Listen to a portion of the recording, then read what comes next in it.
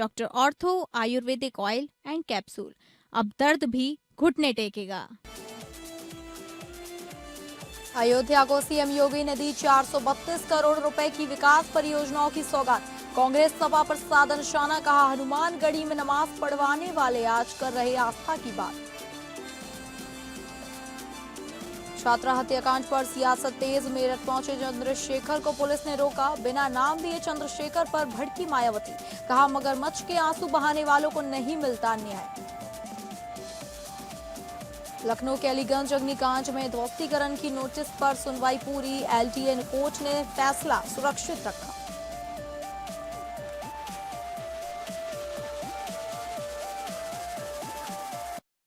नमस्कार, मैं हूं डॉक्टर प्रसून। आज हिसाब किताब में चर्चा करेंगे दुनिया के सबसे ताकतवर इंसान यानी अमेरिकी राष्ट्रपति डोनाल्ड ट्रंप की हत्या की साजिश वाली खबर की।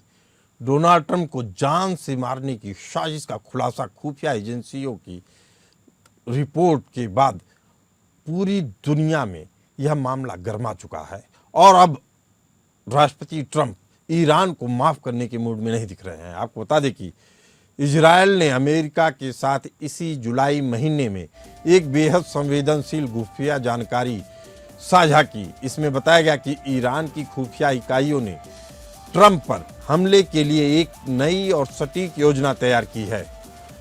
अमेरिकी सुरक्षा एजेंसियां इस इनपुट की स्वतंत्र रूप से जांच कर रही हैं, लेकिन इसने ट्रंप की सुरक्षा को रेड अलर्ट पर डाल दिया है। इसके बाद जुलाई 2026 में नाटो शिखर सम्मेलन के दौरान अमेरिकी राष्ट्रपति डोनाल्ड ट्रंप ने खुद इस बात की पुष्टि की कि वह ईरान की हिट लिस्ट में सबसे ऊपर हैं।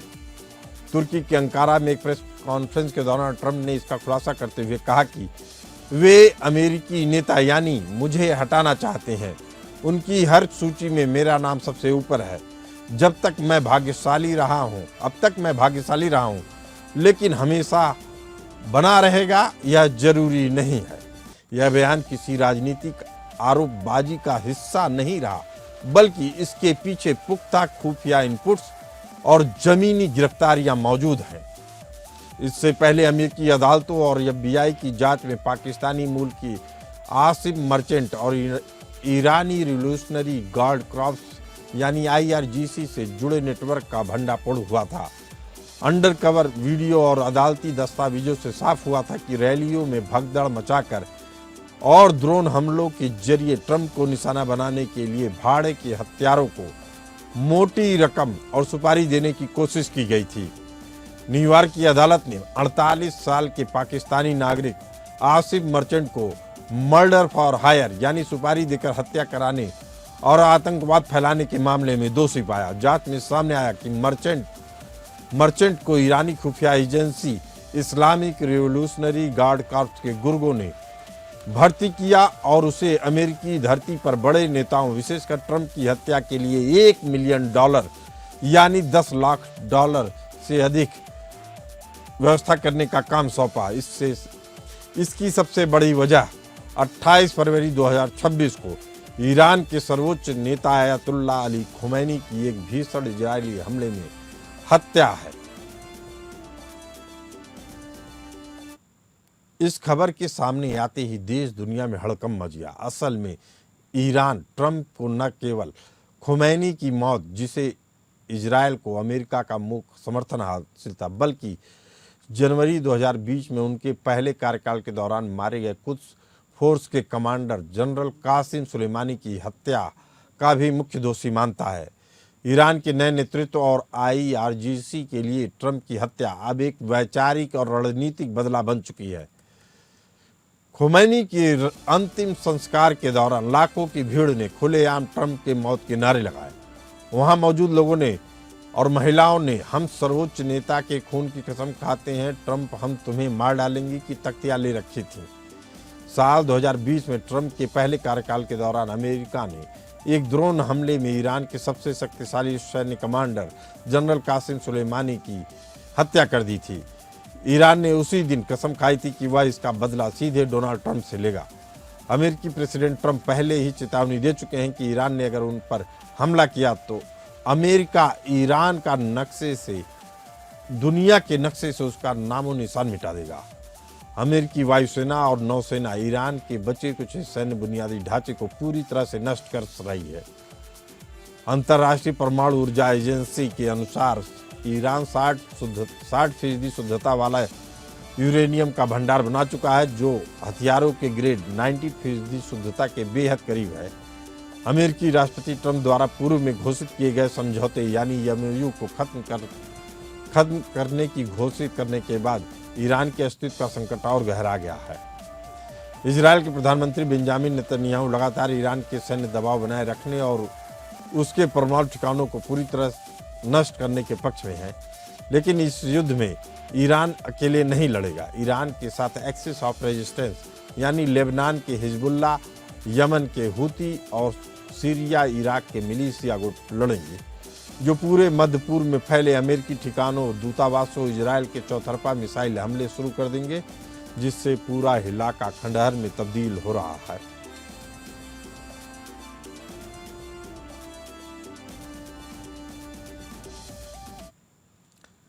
डोनाल्ड ट्रंप की सुरक्षा इस समय दुनिया के सबसे संवेदनशील कूटनीतिक और सैन्य पहेली बन चुकी है।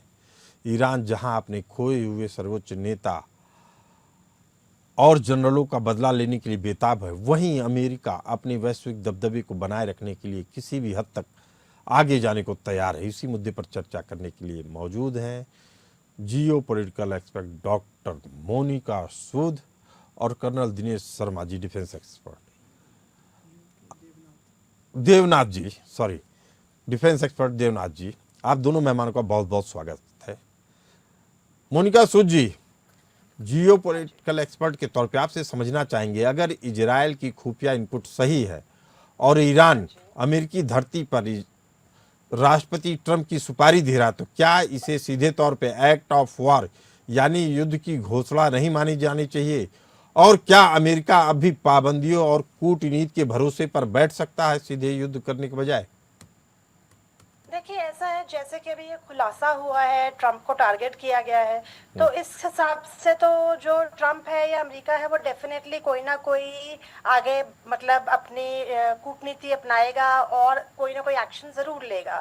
देखिए, यहाँ पे ना जो हम इंटरनेशनल रिलेशंस की बात करते हैं, वो एक उसका फंडामेंटल जो सिस्टम है, एक प्रिंसिपल है, वो समझना बहुत जरूरी है।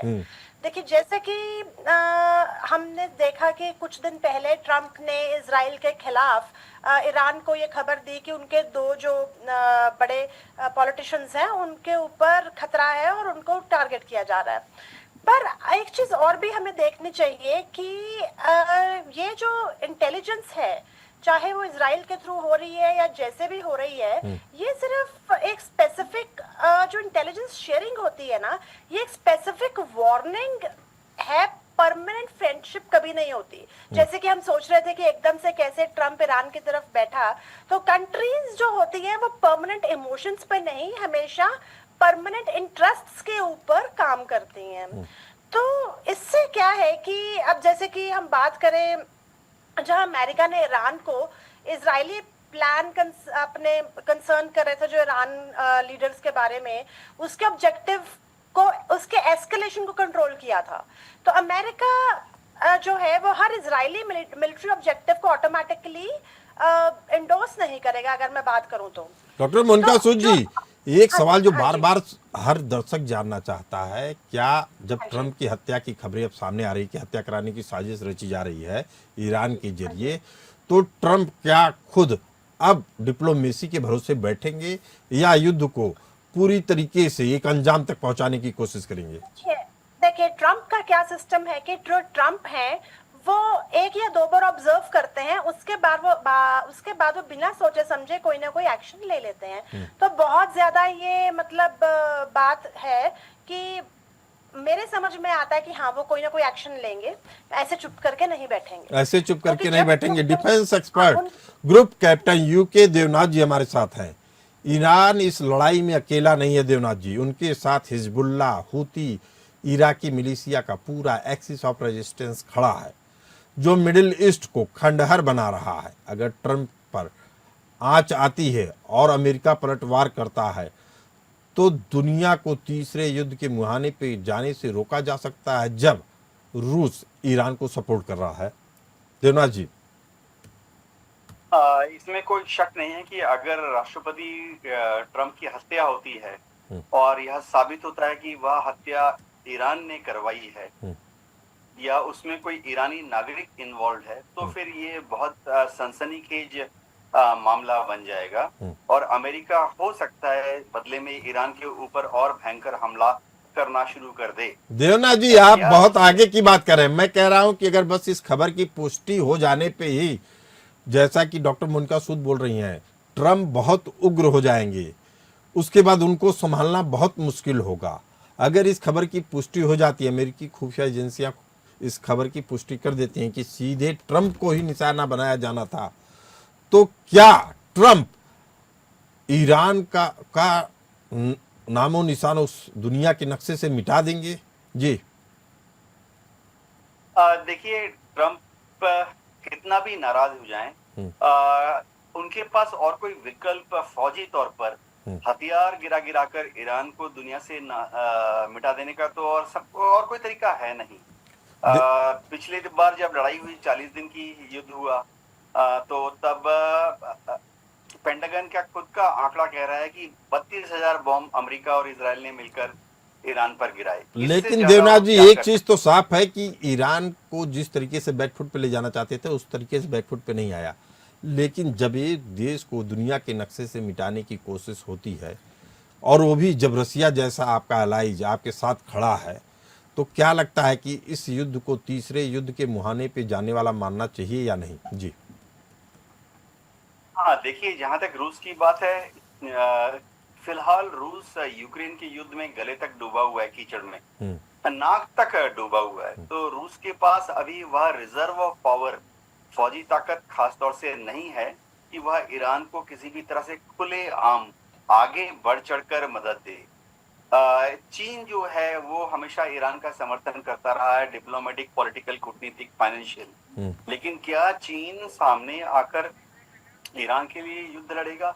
ये संभव नहीं है, क्योंकि शी जिनपिंग का 100% ध्यान जो है इस वक्त ताइवान और सिर्फ ताइवान पर लगा हुआ है। देवनाथ जी बहुत अहम बात कर रहे हैं। डॉक्टर मोनिका सूद जी, आयतुल्लाह अली खोमैनी की हत्या के बाद ईरान क्या ट्रंप की हत्या की जिद ईरान के नए नेतृत्व के लिए अब जनता को संतुष्ट करने के लिए एक वैचारिक और अस्तित्व का सवाल बन चुकी है, जिसके दम पे ही ईरान का नेतृत्व अब आगे युद्ध की मोर्चाबंदी कर सकता है?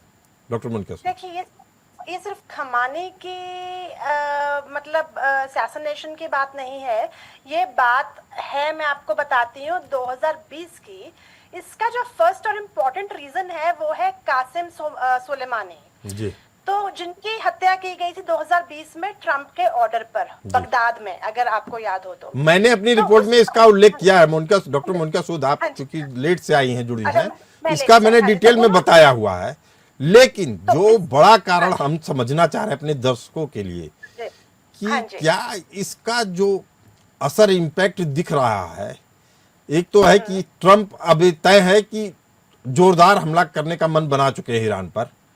दूसरा, ईरान के नेतृत्व को अपनी जनता से स्वाभाविक वैचारिक और अस्तित्व के सवाल वाले मुद्दे पे क्या सहमति मिलती है?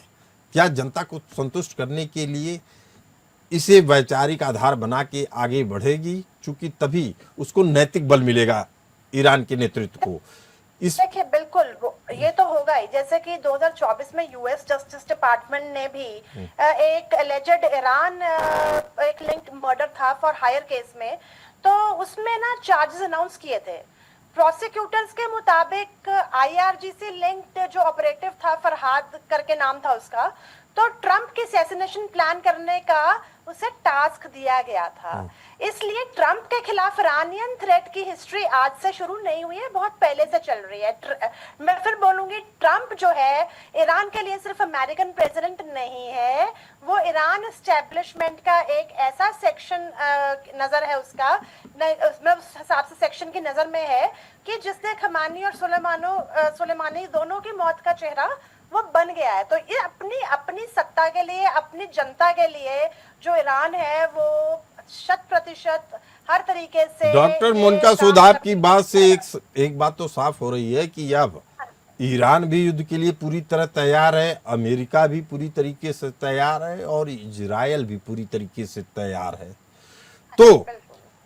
क्या ट्रंप के असैसिनेशन प्लॉट पर रचे जा रहे इस पूरे षड्यंत्र को ईरान किस तरीके से इसको गवर्न कर रहा है?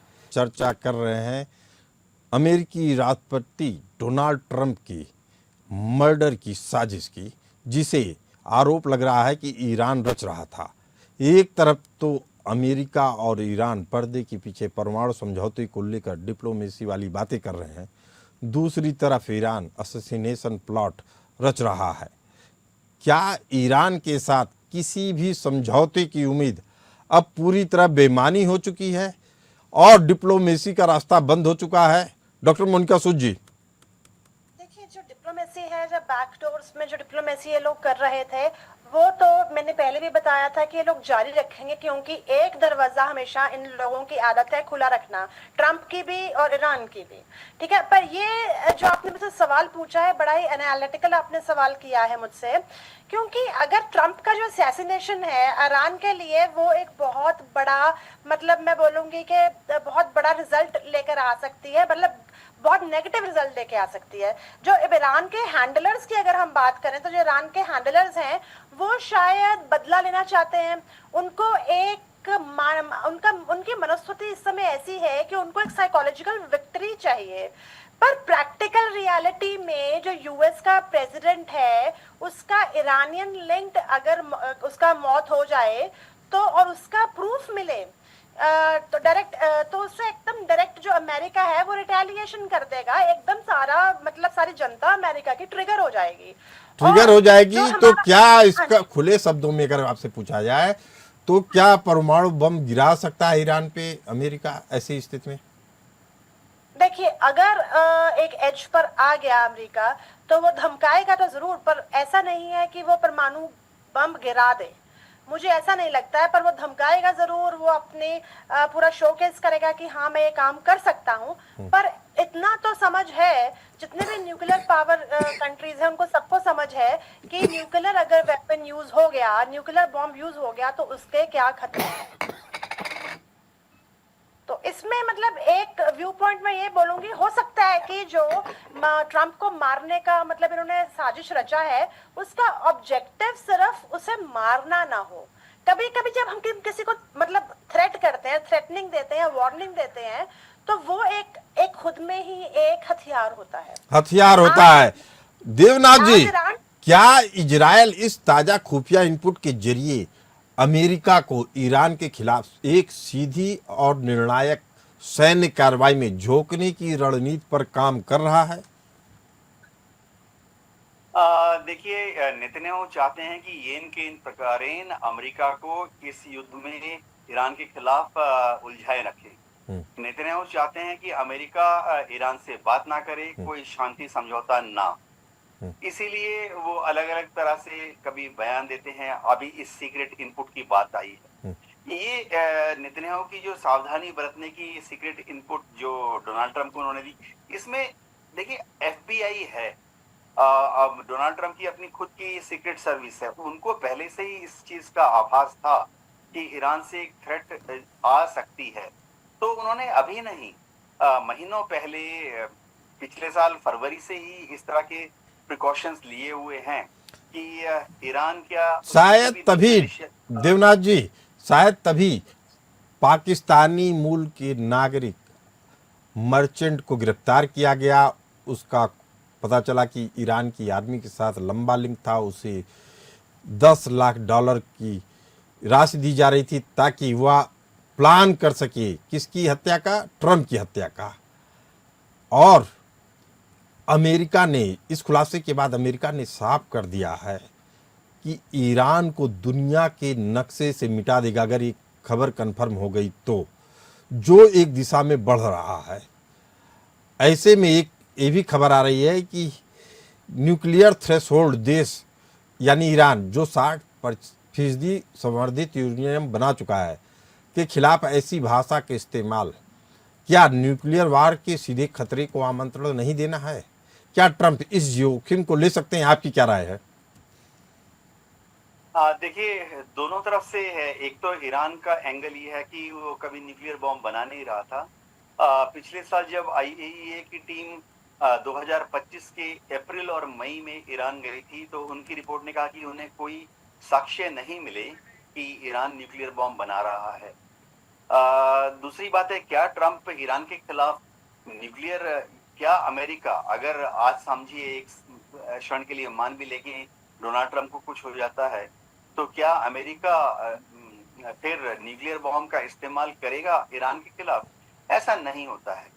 न्यूक्लियर बॉम्ब जो हैं वो बहुत सोच समझ के इस्तेमाल किए जाते हैं। अगर एक देश का राष्ट्रपति मार दिया जा रहा है, अमेरिका का राष्ट्रपति वो भी, तो मुझे नहीं लगता है कि फिर इसमें कोई सोच होगी। मैं तो ये कह रहा हूँ कि अगर एक खबर ही केवल कन्फर्म हो गई, तो जिस तरीके परमाणु युद्ध हो या ना हो, जिस तरीके से एक देश के तौर पे ईरान का नामो निशान मिटाने का दावा किया जा रहा है, वह अपने आप में बड़ा हैरत अंगेज है। आप खुद खुमैनी की हत्या कर देते हो, लेकिन अपने ऊपर जब बात आती है तो आप कह रहे हो कि ईरान का वजूद मिटा देंगे। दुनिया को इसे कैसे देखना चाहिए डॉक्टर मोनिका सूद, इस पूरे प्रकरण को?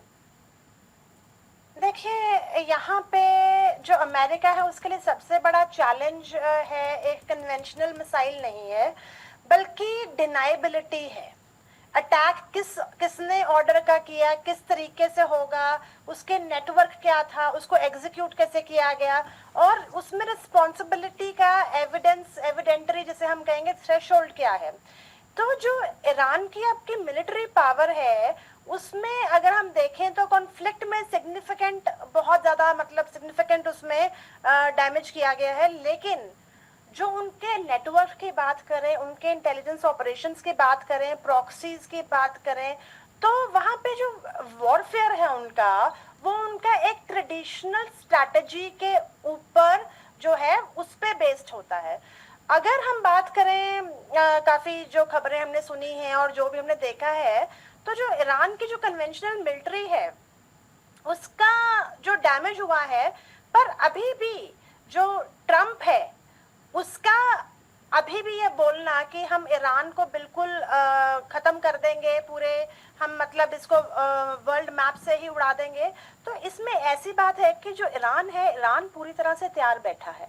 ईरान पूरी तरीके से तैयार बैठा है, लेकिन जोखिम कोई नहीं लेना चाह रहा है। डॉक्टर मोनिका सूद जी, अमेरिका और ईरान के बीच पर्दे के पीछे परमाणु समझौते को लेकर डिप्लोमेसी की खबरें अभी भी आ रही हैं, लेकिन असैसिनेशन प्लॉट की इन खबरों ने कूटनीतिक रास्तों को, डिप्लोमेसी को बेहद सकरा कर दिया है। यह स्थिति बारूद की ढेर पर बैठी दुनिया जैसी है, जहां एक छोटी सी चिंगारी भी तीसरे विश्व युद्ध जैसी स्थिति या हालात पैदा कर सकती है। आप सभी मेहमानों का इस खास चर्चा में हिस्सा लेने के लिए बहुत बहुत धन्यवाद। हमें भी दीजिए इजाजत। नमस्कार।